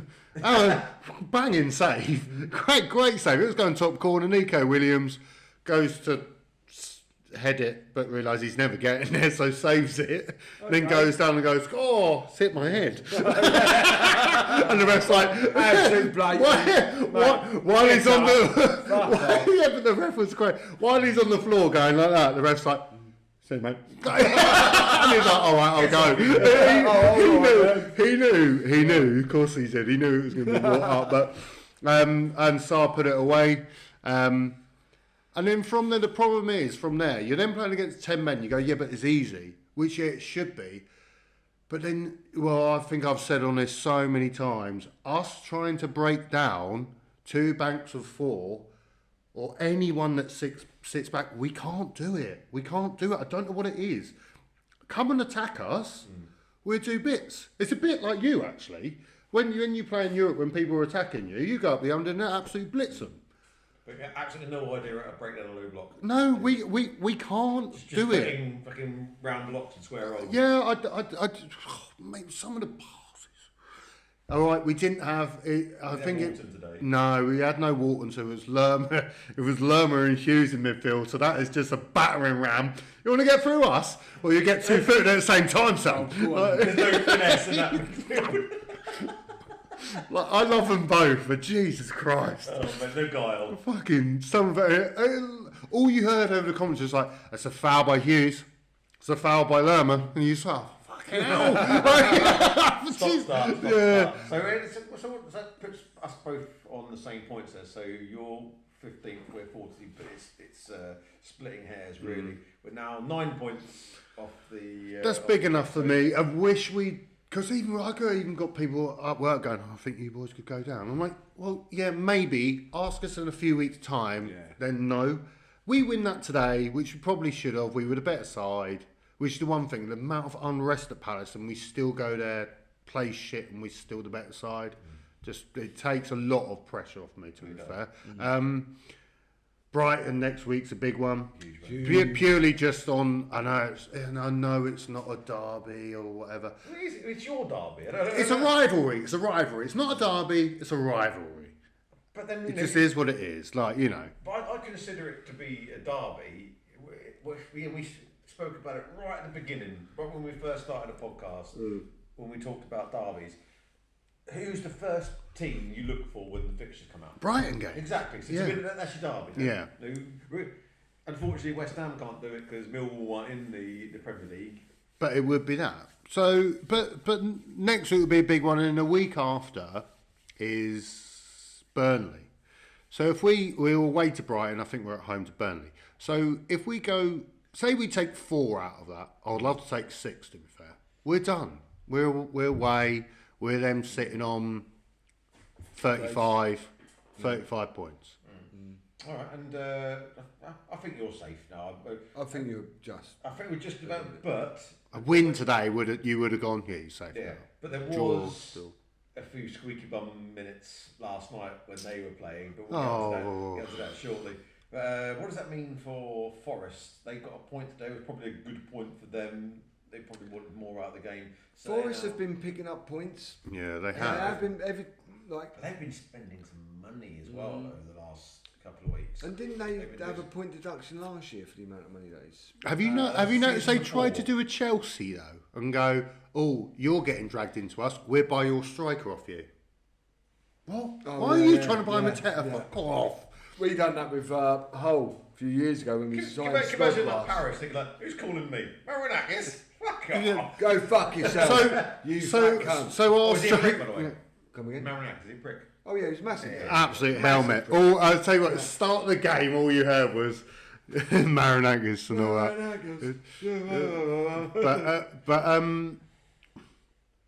But yeah, I think for Forest, good draw after being 10 men down for the half thing. Morgan Gibbs Wright actually looked really good, but He's a player. You can't take he's it away not from him. he's not that good for you though. Like he's not that level player. He's a Forest. We're only two places ahead. I know, but I get what you mean. I do get what you mean. Right, mate. You off? Cheers for coming. I'm just looking for my phone. I want to see the Forest fixtures. All right. Okay. Sorry. I think you left. They're going. You left it outside. Did I leave it out? Yeah. You knew that. You didn't tell me. Obviously, you didn't leave it outside. Fucking hell. But anyway, he's a Forest type player. He's never going to be bigwigs, and if he gets picked in a fucking England team, I think he will do. do you think? What in the squad?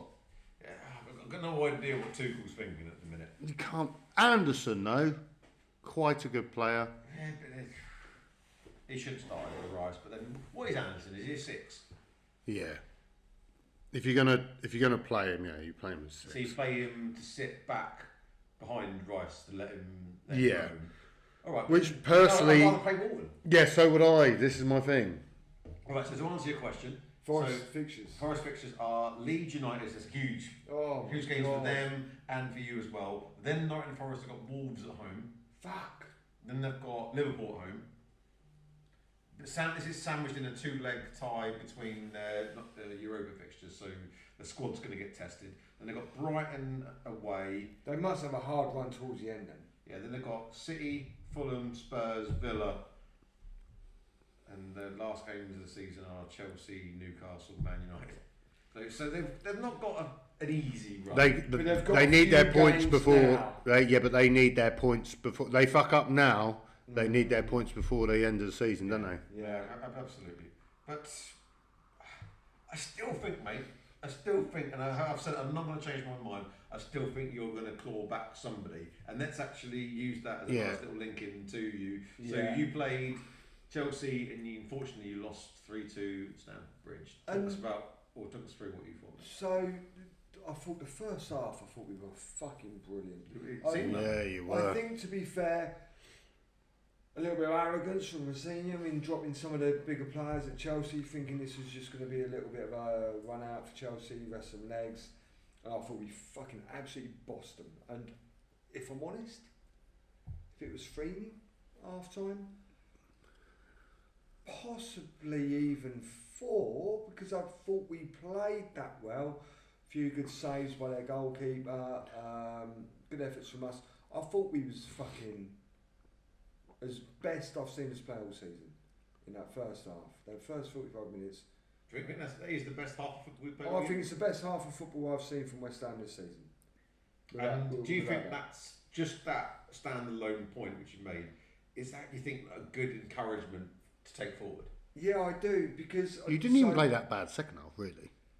We didn't play that bad, but I'll come on to the second half in a minute, because like I'll go on the second half now. So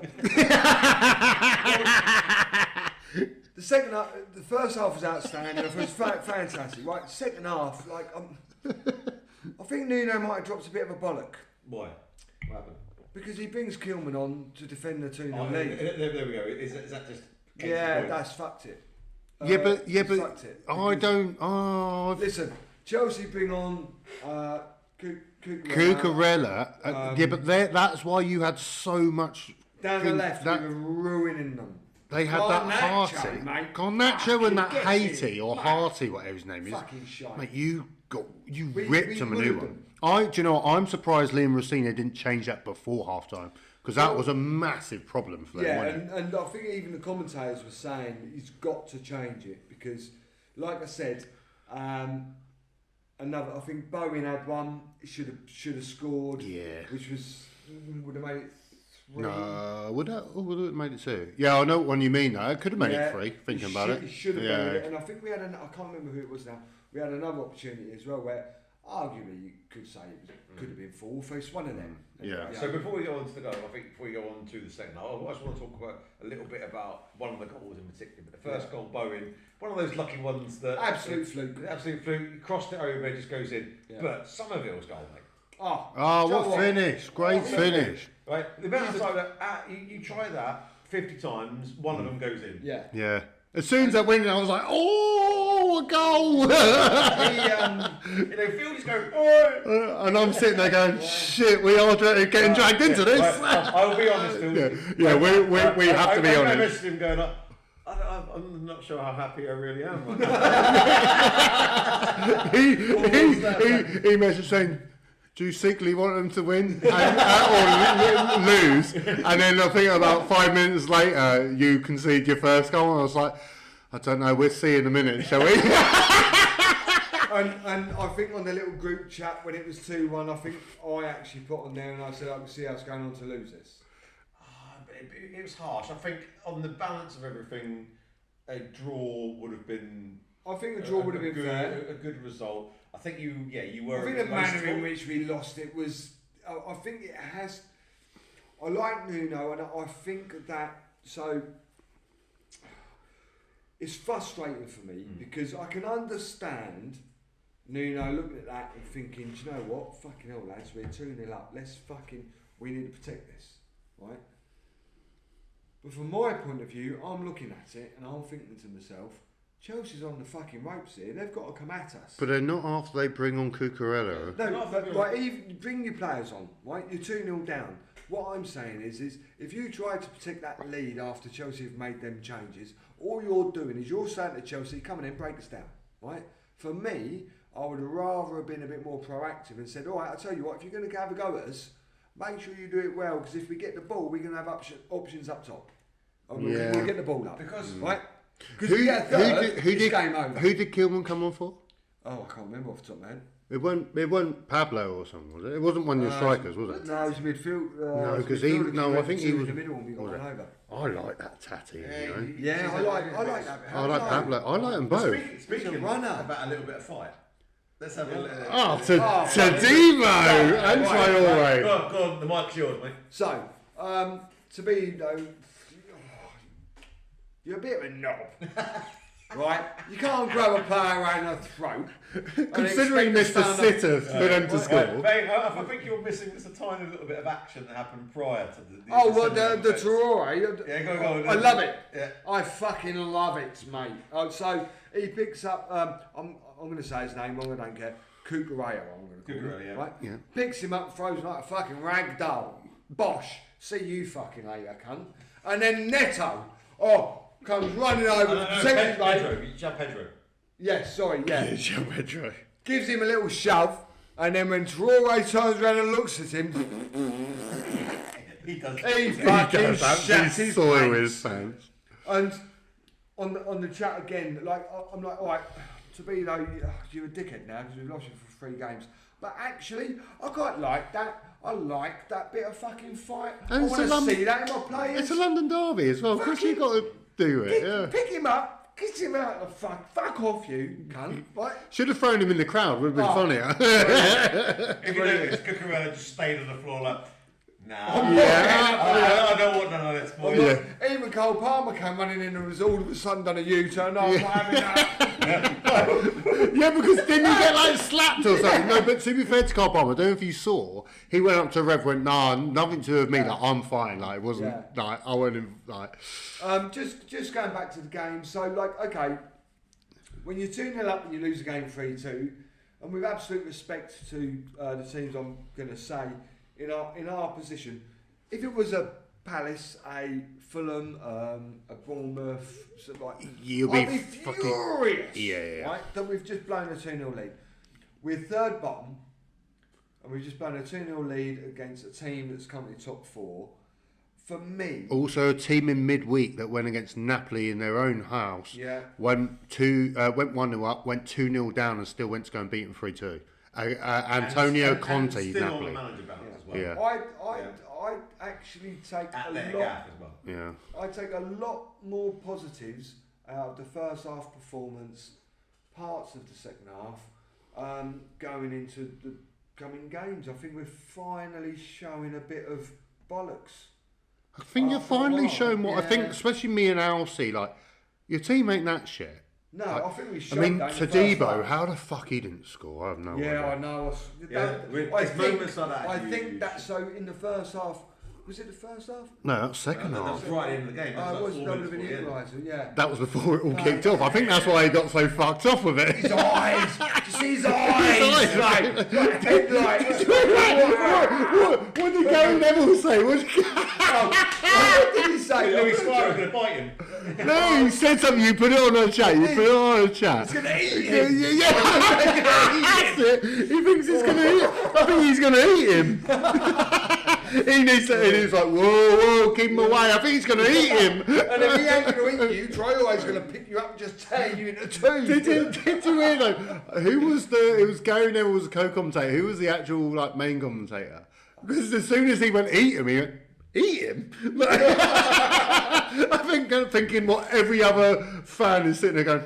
Well, I don't think he's going to go that far, but I think we may have had a few defeats this year in the Premier League. Of all the defeats we've had, You'd say actually, that one, I'm yeah. upbeat with it's going to sound weird after being 2-0 up, but in the manner that we lost, I think I'm you'll all take. right with it Yeah. because no one expected us to get anything out of it. But I think your team as well will be, It shows we're coming together, Yeah. we're gelling a bit. and your 2 strikers. I really like those 2 I think signings. Traore's got a bit of fucking bite about it. I think he's got a point to prove. Somerville at the moment is on top Somerville's form. on fire at the minute. Yeah. So yeah, I think Burnley next Be game. interesting if you do go down whether you keep Somerville, because you definitely aren't. You definitely Spurs aren't. was sniffing around apparently. Sniff around everyone. He was sniffing around fucking Mateta and I out, right? Look, We'll sniff around everyone. We ain't going to buy no one. I think that the next game We're a for sniff us. but no buy kind of dirty fucker. Yeah. Sit there waiting in toilets. You got any? I'm going to call it now because I looked at the fixtures before. I was trying to find my phone. I don't know what the fuck I done on my phone. I did hear it. Is someone Right, else? so I've So, got your pictures here. so before you look at them, before you say them, for us going forward, Burnley next game is huge, like massive. Then We you got- lose that, we're down. Right, then you got Man United. And then I think it's like win one, lose one, win one, lose one. Yeah, win so you one, got lose Man, one. That's Man sort United of at how it goes. home, Bournemouth at home, winnable, possible. Yeah. Liverpool away, Lose, let's say. wonky. Fulham away, Hopefully win. wonky. Man City at home, Lose. Villa away. Tough. Then it's Wolves And home, then we have a little Palace, Everton, Brentford. Then all right. But I still Yeah. think in those games you'll pick up the points you needed to. I hope so. What's your viewing on Villa away? Tough. Man City home, lose. Why is that such a differential? Because they are what? Villa are like what, one point off City? I'll tell you for why. I'll tell you for why. Is that I know that City drew with Spurs today, but I think Spurs are better than where they're at. And I think that Villa are a great team. But I can see us more likely to get something from Villa than City. Is it Home or away. because you're both in claret and blue? Yeah. We're the best claret and No, but you blue. see what I mean? No, Yeah, if no, we're I going to do, get a point, You think you're more likely against than Villa? Yeah. City. Fair. All right. So closing statement. How do Yeah. you think you're gonna? How do you think you're gonna get on? What do you see happening in the next few weeks? And has your belief system been given a little bit of rejuvenation? I think everyone at West Ham, the fans, the players, everyone has a little bit, because now we've lost one in, including Cup 3. We beat Burnley, we've won 4 or 5, and we've just got this. We're just starting to get something going. It does feel that way. It does Yeah, feel you like do we look are, a bit better. I'm not saying we're going to go and win 4 games on the bounce, but we seem to have a bit of a month ago, cohesion and we had- fight and Yeah, literally like a month or 5 weeks. we'd ago. roll over. Yeah, you roll over. You Yeah. didn't know where your next win was coming from. Everything's a bit doom and gloom. But now there's a little bit of something there, and and I've always thought that once you get those couple of wins and once you get that belief system, which you've got a little bit now, I think it'll be all right. I think it may be a last couple of games, proper final day scrapper, but. And I'm just going to touch on, so the transfer deadline day closes tomorrow. We desperately need a striker.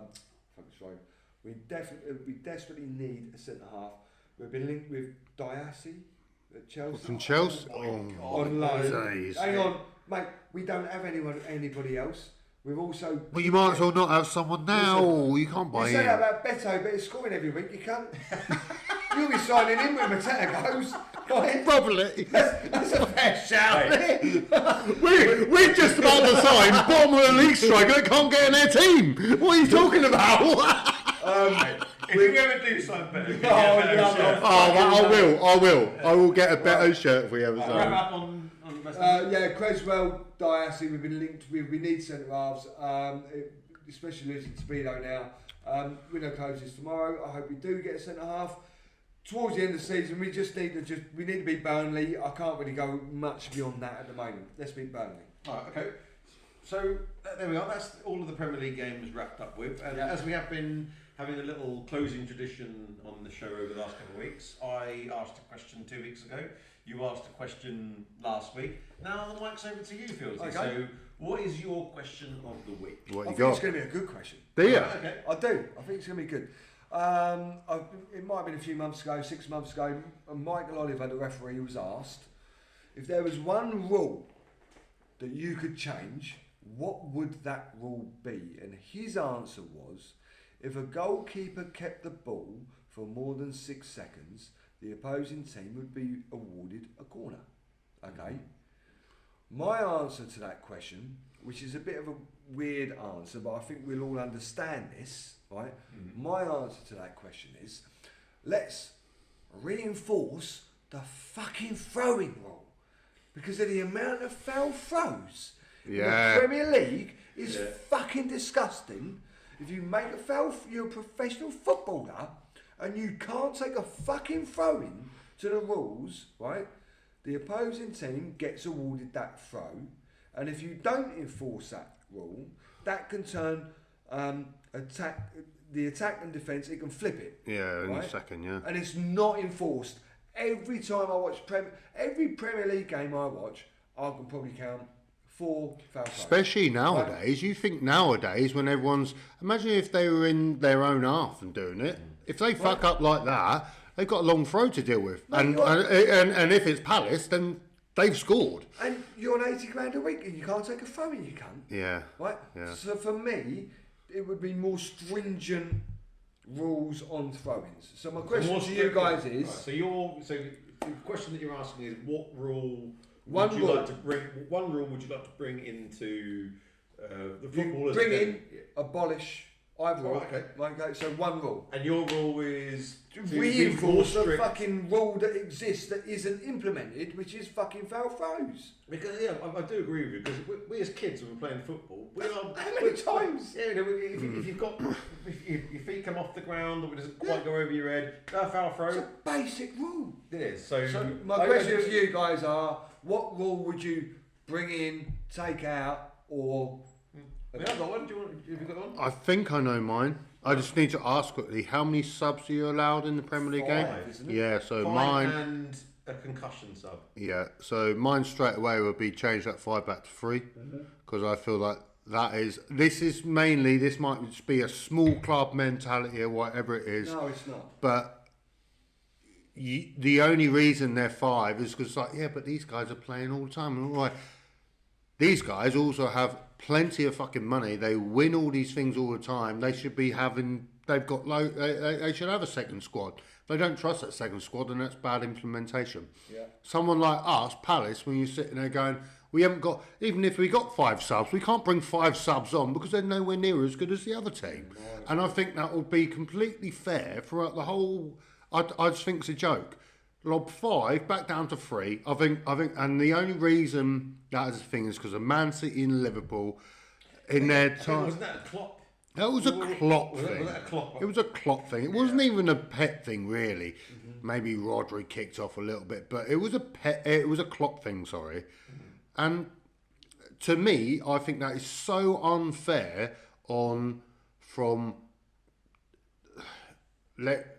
I would say more than half of the teams in the Premier League but you could probably go to the Championship and go all the way down to the smaller clubs in the Championship, where the bigger clubs probably have a better sort of bench than obviously you need a bench. That's not what I'm saying, but how can you bring half a fucking team on in one game? That's, to me, that's not fair. I don't think that's fair. I don't mind a 3 and a concussion sub, fine. I haven't got no problem with that. But to change 5 players in one game, it's not a friendly. I get that in a friendly, no problem. It used to annoy me when Sven Goran Eriksson did it in an England friendly and changed half the fucking team. But realistically, how is that fair for, say, Arsenal are playing against Crystal Palace? They've decided this is going to be a walkover. We've played this squad. They're 2-0 down at half time. What do? Actually, bollocks to that. That's fantasy. Take your game this weekend. Chelsea, we've got to make some we've got to make some change. We're playing against, they're 2-0 down. What do? Straight away, they make 2 or 3 changes at half time. 3 initially. 3 changes at half time. Halfway through the second half, they bring Reece James on for a 4th sub. And then they leave the last one in case someone gets injured. 4 people. But the 4 people you've brought on is, me personally, the best left back in the Premier League, the best right back in the world, is coming on middle way through the second half. I mean, what the fuck? That ain't fair. That is your choice that you've picked that team against them. You fucked up. So don't suddenly go, I fucked up half time. We're not playing Football Manager now. We're not playing that. You fuck up, you deal with it. West Ham would have won that game, I personally think, if it was 3 subs. Because would he really make 2 subs at half time? Of course he wouldn't have. Not a chance, would he? The reason he's made 2 subs at half time and changed pretty much his whole team, everyone goes, a tactical genius. No. I think it's a great shout. I think it closes things. Yeah, 100%. It's a good one. I got one. Go on. Go on. But it's not a in-game one, it's more off the field. If I was to change one rule and one rule only in this only applies to English football would be to bring back FA Cup replays. Yeah. Oh, I love that. I love that. That is a massive one. Because you I'll say something in a minute. completely diminished, I think, part of the essence of why the FA Cup is so great. Yeah, I love it. The plucky teams that have drawn a huge team at home. Yeah. And I'll take, for instance, I know Macclesfield did you this year, but when Tamworth drew against us. I remember that game. And it was 0-0, and then they got to 90 minutes 0-0. And if they would have then got a replay back at our place at 62,000, they would have been set for fucking months, maybe even years. Can't agree with you more on that. And it's because the big Premier League heavyweights have gone, no, we don't need more extra games potentially in our already bloated fixture schedule. But I think that has really diminished a little bit of the magic of I think it's a huge amount. Alright, go on then. It's a huge amount of magic to what is unarguably the best domestic cup in the world. So have you heard about the FA stopping Palace paying Macclesfield? No. Yeah. So Palace were going to give them, I think Palace 100% of the gate receipts. Yeah. Wow.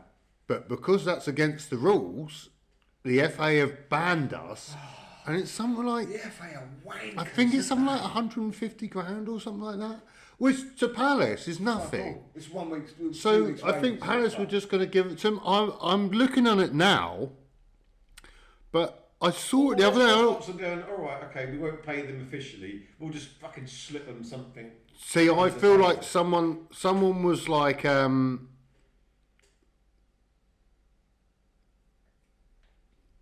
What? Financial. Yeah. So they've banned them. Something about the ticket money from the game. I think.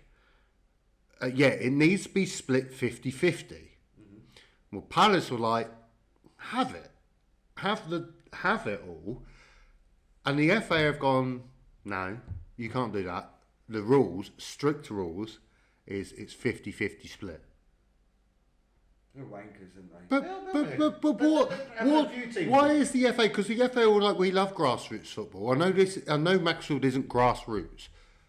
But a Premier League side that has got more than enough money has gone, you have it all.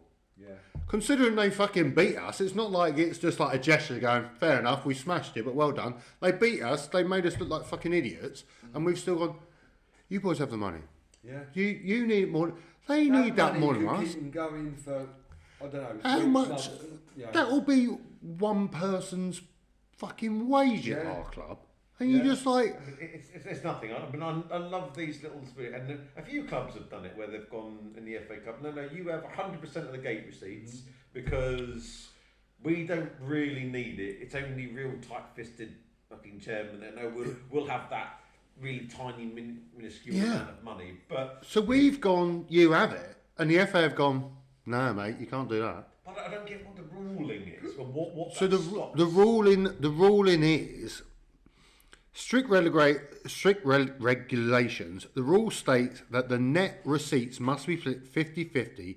The FA argued that allowing clubs to vary this could set a precedent for a no-strings-attached money transfer between teams, which could theoretically lead to corruption or buying favours.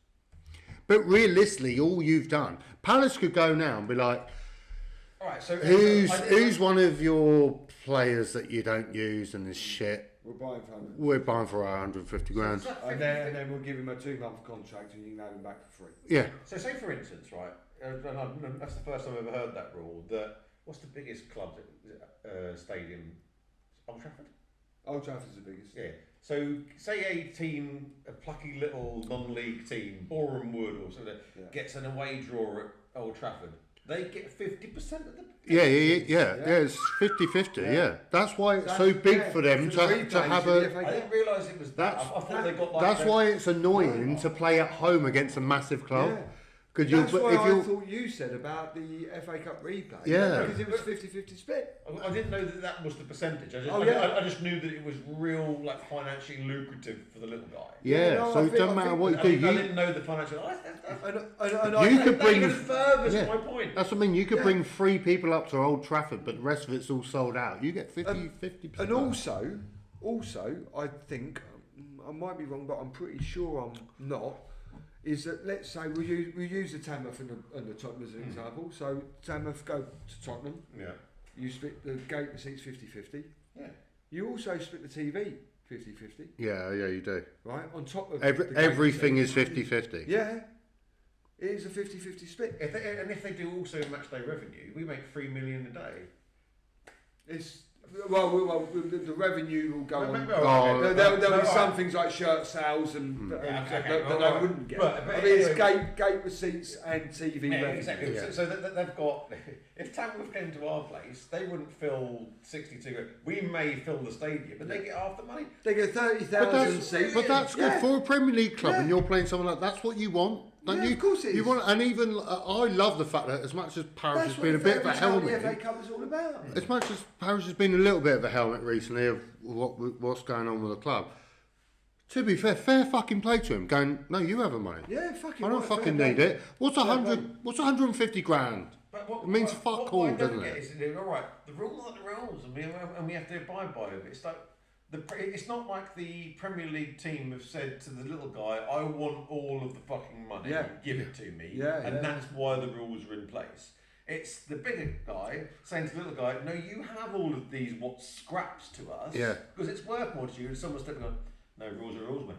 Let's spin on its head. What a helmet. And again, I'm only using Tottenham because it's a good, Tottenham go to Tamworth, right? Which we did. And you play at Tamworth, and they set it out.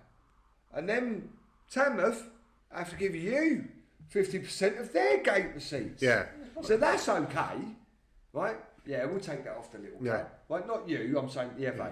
We take that off the little club. You have 5 grand that we would love. Do you know what I mean? What's 5 grand to Tottenham? Not fucking hell. It's fucking bollocks, isn't it?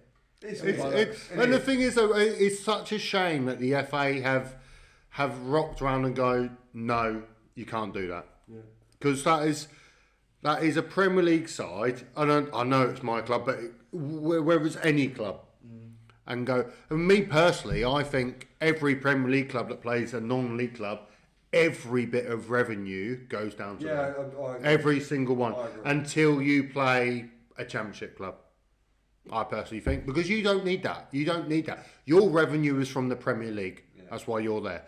So until you get to a championship club, then split it 50-50, whatever. And the thing is though, fucking hell, you have it. I think that's a good, fuck it, I've got a new one. A new rule to bring in.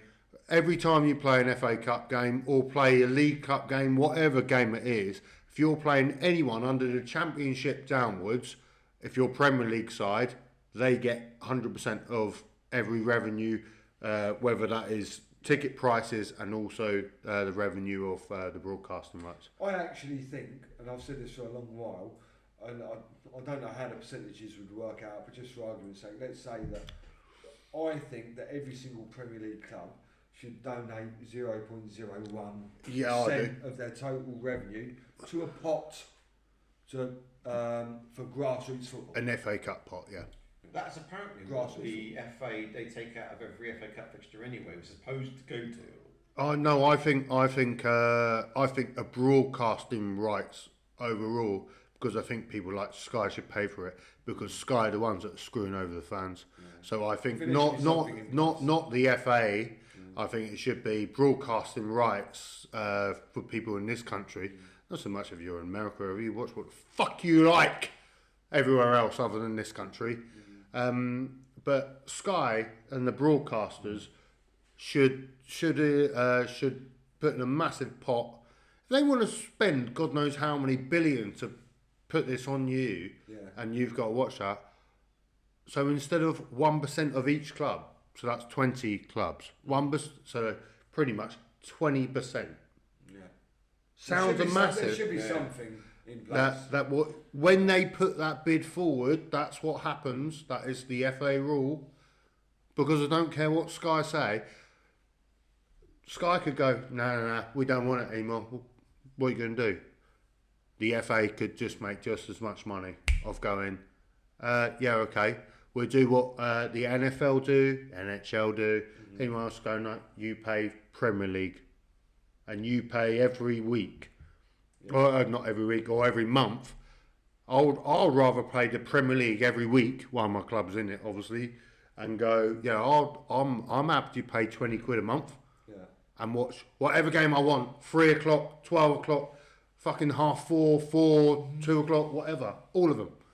Because that's what they do in like the NHL, NFL and all that. It's a franchise anyway, that's why the Premier League is so big, but you think they're going to lose money? Of course they're not. All right, boys, let's wrap it up today. Yeah. So that's a really good question. Yeah, banger question. So next week we'll be back to myself. I'll pose a question for next week. But any final thoughts of what's happened in the Premier League or the question you just asked or anything football related before we close down? Just very quickly, I'm surprised. So I said about my answer to my question. I'm surprised that one of you two, I was expecting it, but you didn't, which is, if you had a fourth person, I think they might. I was just going to say, referees, VAR, when they go to the screen, real time, 3 takes. If you don't make a decision, it's null and void. Was going to, but I think... I was close to that. I think very close. VAR is such a touchy subject and it's so It's difficult. got to be real time, has it not?